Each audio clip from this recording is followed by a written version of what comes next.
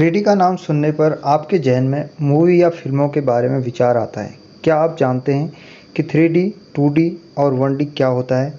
यदि नहीं तो बने रहिए इस वीडियो में इस कॉन्सेप्ट को तथा इसके द्वारा स्थिर वैद्युतिकीय आवेश घनत्व सहित विद्युत क्षेत्र की गणना के सिद्धांत पर चर्चा करूंगा। स्वागत है आपका आपके और मेरे अपने चैनल अधिगम में, जहां हम सीखने के सफ़र का आनंद लेते हैं।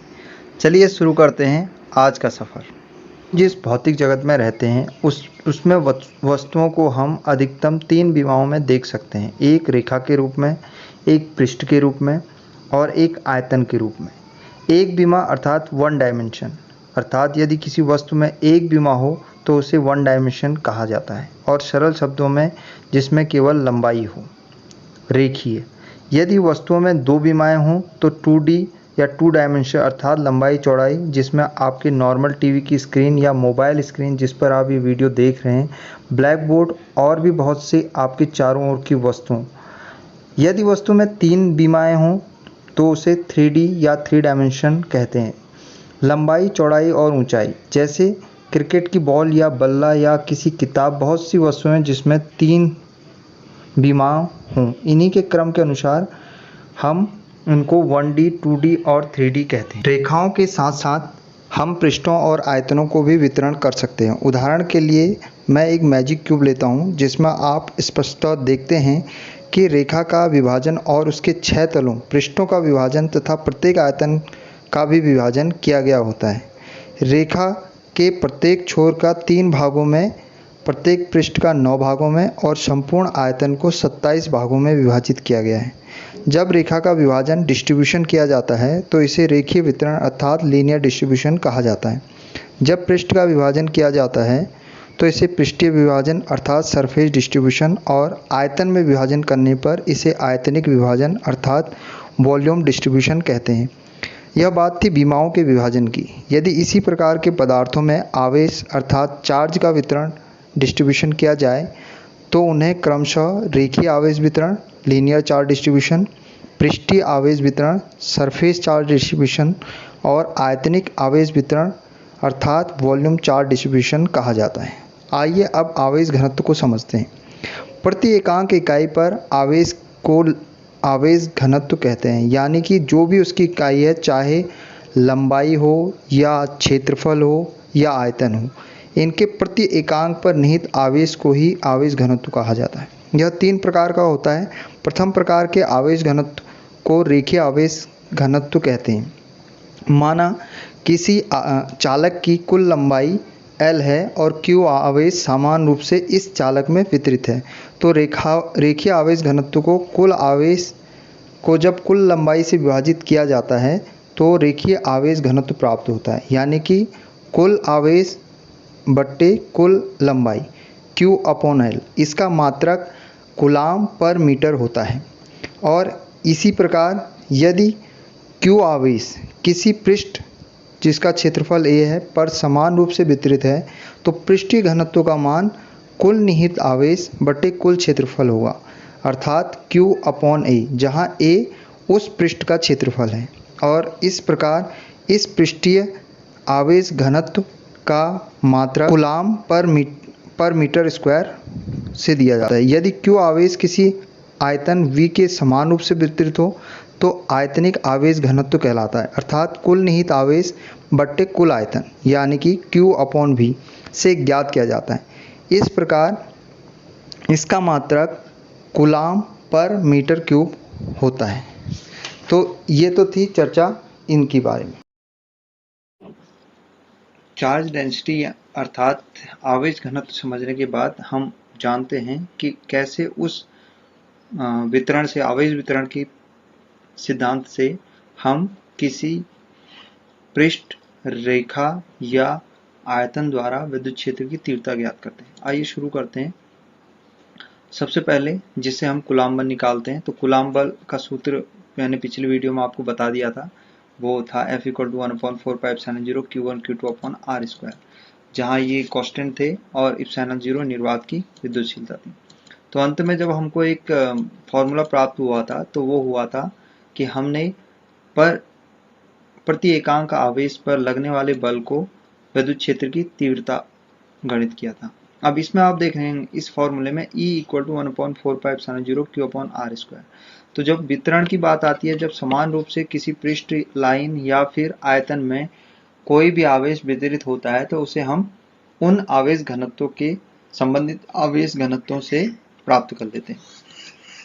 तो अब सबसे पहले हम चलते हैं रेखीय आवेश घनत्व के वितरण में। मान लीजिए कि एक L लंबाई का कोई चालक है और उसमें Q आवेश समान रूप से वितरित है, यानी कि पूरे L लंबाई में पूरा संपूर्ण आवेश Q है और वो पूरी तरीके से वितरित है। तो रेखीय आवेश घनत्व को हम निकालेंगे कुल निहित आवेश बटे चालक की लंबाई। अब कुल निहित आवेश जो हमने माना है वो है लैम्डा इक्वल टू Q/L, यानी कि Q कुल आवेश और उसको हम L से डिवाइड कर देंगे, यानी कि उसकी लंबाई से, तो हमें आवेश घनत्व मिल जाएगा।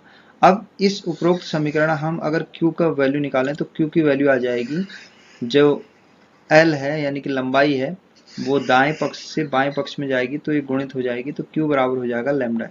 तो इस Q का मान हम इस इलेक्ट्रिक फील्ड यानी कि विद्युत क्षेत्र के फॉर्मूले में रख देंगे, तो इस मान को उपरोक्त समीकरण में रखने में हमें प्राप्त होगा E equal to 1/4πε0 lambda L, यानी कि Q की जगह हमने लैम्डा L को रख दिया और अपॉन r²। ये सिंपलेस्ट इसका फॉर्मूला है जिससे आप निकाल सकते हैं। और यदि हमने इंटीग्रल फॉर्म में निकालना है तो आप देख रहे हैं कि हमारे पास एक L लंबाई का एक चालक है जिसको हमने समान dl रूप में वितरित कर दिया है और उसका एक छोटे अंश यानी कि dl के द्वारा किसी बिंदु पर हमने इलेक्ट्रिक फील्ड ज्ञात करना है और वो इलेक्ट्रिक फील्ड हमने माना dE है। तो अब जब हम इसके लिए इस छोटे से अंश के में निहित आवेश को निकालेंगे तो उसको निकालेंगे हम आवेश घनत्व और उसकी लंबाई। तो ये हमारे पास कुल आवेश आ जाएगा लैम्डा dl। तो छोटे भाग के द्वारा जो विद्युत क्षेत्र प्राप्त होगा उसे हम D equal to 1/4πε0 lambda dl upon r² के रूप में लिख सकते हैं। और अगर हमें इस संपूर्ण चालक द्वारा विद्युत क्षेत्र की तीव्रता ज्ञात करनी है तो हम इसको इंटीग्रल कर देंगे। तो इंटीग्रेशन ऑफ D, इस लेफ्ट हैंड साइड का जब हम इंटीग्रल करते हैं तो हम राइट साइड का भी पूरा इंटीग्रल करेंगे। तो इस प्रकार जो प्राप्त होगा, जो D यानी कि संपूर्ण हमको इलेक्ट्रिक फील्ड मिल जाएगा, वो इस प्रकार से इस फॉर्मूले से लिखा जाए। तो कई बुक्स में आपको फॉर्मूला इस रूप में मिलेगा, आप इसका भी इस्तेमाल कर सकते हैं। दूसरा आता है पृष्ठीय आवेश वितरण में। अगर हमने पूरे पृष्ठ में मान लीजिए कोई पृष्ठ जिसका क्षेत्रफल A है उसमें Q आवेश समान रूप से वितरित किया है तो उसका पृष्ठीय आवेश घनत्व हम इस प्रकार निकाल सकते हैं कि उसमें जितना भी आवेश है उसको उसके क्षेत्रफल से भाग दे देंगे और जब उस क्षेत्रफल से उसको भाग दे देंगे तो उसे हम कहेंगे पृष्ठीय आवेश घनत्व, जिसको हमने सिग्मा से डिनोट किया है। और sigma is equal to Q/A, यानी कि Q संपूर्ण आवेश दिखा रहा है, प्रदर्शित कर रहा है और A उसमें उसका पृष्ठीय क्षेत्रफल। तो ये हमारे लिए पृष्ठीय आवेश घनत्व प्राप्त होगा। तो इस प्रकार अगर हमें उसमें निहित कुल आवेश निकालना है तो Q equal to sigma A, यानी कि एक हमारे राइट हैंड साइड में हर में है, अगर वह लेफ्ट साइड में जाएगा तो यह गुणित हो जाएगा, इसलिए जो संपूर्ण आवेश का मान आएगा वो पृष्ठीय आवेश घनत्व के रूप में Q equal to sigma A प्रदर्शित होगा। अब इस Q का मान हम उपरोक्त समीकरण यानी कि इलेक्ट्रिक फील्ड के समीकरण, विद्युत क्षेत्र के समीकरण में रख देंगे तो हमें प्राप्त होगा E is equal to 1/4πε0 sigma A upon r²। अब मान लेते हैं इसका एक उदाहरण। मान लीजिए ये एक संपूर्ण पृष्ठ है जिसका क्षेत्रफल A है और उसके एक छोटे से भाग को हम अगर उसका क्षेत्रफल dA से निरूपित करते हैं, उसके द्वारा किसी बिंदु P पर जो क्षेत्रफल है वो D है, तो जो हमें प्राप्त विद्युत क्षेत्र होता है वो 1/4πε0 सिग्मा A अपॉन r²। अब सिग्मा A यानी कि पृष्ठीय घनत्व को हम जब उसके क्षेत्रफल से गुणा करेंगे तो हमें कुल आवेश मिल जाएगा अपॉन r²। तो ये तो है एक स्मॉल dA के कारण किसी बिंदु पर विद्युत क्षेत्र जिसे हम D से निरूपित कर रहे हैं। अगर हमें संपूर्ण विद्युत क्षेत्र चाहिए तो हम दोनों ओर का इंटीग्रेशन कर देंगे, तो पूरे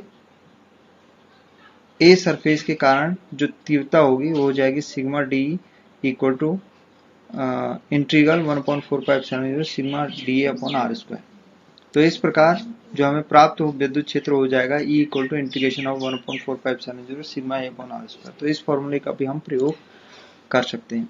अब देखते हैं तीसरा जब हमने त्रिविमीय युक्त आकृति के द्वारा किसी बिंदु पर विद्युत क्षेत्र की तीव्रता निकालनी है, तो हम मान लेते हैं कि माना उस ऑब्जेक्ट या पदार्थ का आयतन V है और उसमें जो कुल निहित आवेश है वो Q है, और Q जो है वो उस V आयतन में संपूर्णतः समान रूप से वितरित है। तो इस प्रकार जो आयतनिक आवेश घनत्व आएगा वो आएगा कुल निहित आवेश अपॉन आयतन, यानी कि कुल निहित आवेश उस आयतन में Q है और उसमें जो उसका जो आयतन है वो V है। तो इस प्रकार जो आयतनिक आवेश घनत्व होगा sigma equal to Q upon V। अब इससे हम आवेश निकालेंगे तो आवेश हमें प्राप्त होगा Q equal to sigma into V।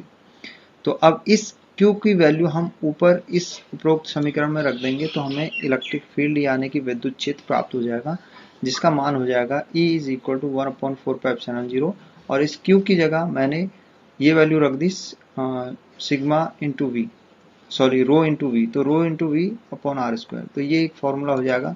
अब देखते हैं इसको अगर हम एक छोटे कण के द्वारा पहले या छोटे वॉल्यूम के द्वारा इस P बिंदु पर जो इलेक्ट्रिक फील्ड है DE है, तो संपूर्ण के द्वारा कैसे हम विद्युत क्षेत्र की गणना कर सकते हैं। मान लीजिए यहाँ पर dV के कारण जो बिंदु P पर विद्युत क्षेत्र की तीव्रता है वो DE है, तो DE को हम इस प्रकार लिख सकते हैं 1/4πε0 रो इंटू dV। रो जहाँ उस ऑब्जेक्ट या पदार्थ का आयतनिक आवेश घनत्व है और dV उसका एक छोटा सा आयतन है। तो ये संपूर्ण यानी कि उस छोटे से भाग के कारण जितना उसमें चार्ज निहित है उसको प्रदर्शित कर रहा है अपॉन आर स्क्वायर। अब संपूर्ण के लिए हम दोनों ओर का इंटीग्रेशन कर देंगे, तो हमें इंटीग्रेशन करने पर प्राप्त होगा integration of DE is equal to 1/4πε0 rho dV upon R square.